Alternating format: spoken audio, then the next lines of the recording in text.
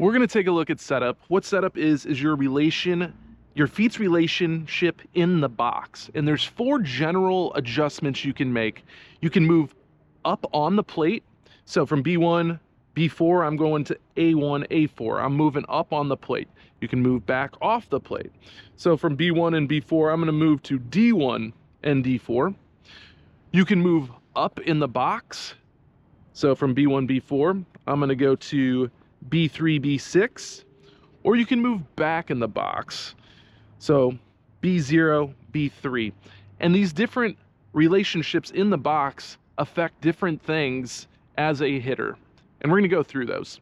So you might want to go back in the box if the pitcher's throwing hard and you want to maximize your timing or the amount of time that you have to make a decision on whether or not to swing at the pitch.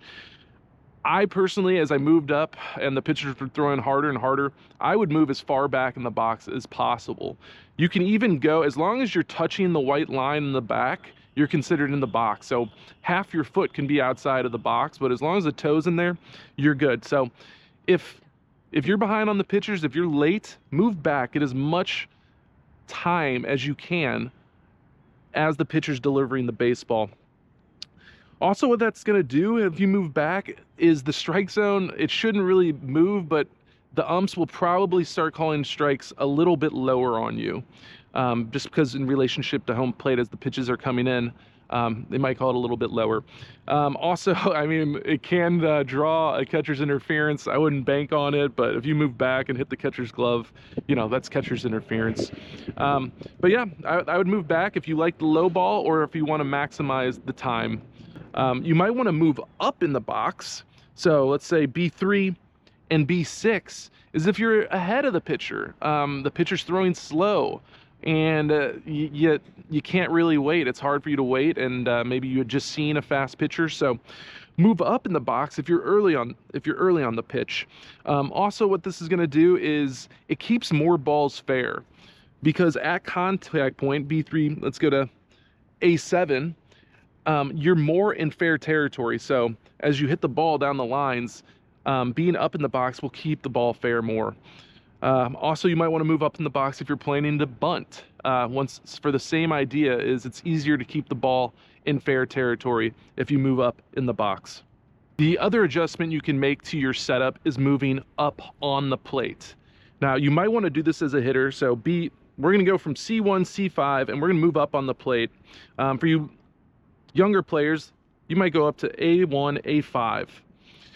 You might want to move up on the plate if the pitcher's pitching a lot of the pitches outside, or the ump has a huge outside corner. I mean, umps these days will call 2 or 3 balls outside, and you need to protect that. So you need to get up on the plate. Also, players will do this if they like to pull the ball. You know, the more you're up on the strike zone, the more inside pitches there's going to be, and you're able to pull it and get out in front of that. And that's kind of where power is, especially for younger players, is pulling the ball out in front. That's where, you know, the fences aren't as far down the lines. That's where you're going to get your power. You're not going to see a lot of oppo tacos, as they say, especially at the youth level. But move up on the plates if you got to cover that outside corner. And I mean, touched on this, but you can't be afraid of getting hit by the ball. It's an unfortunate part of the game.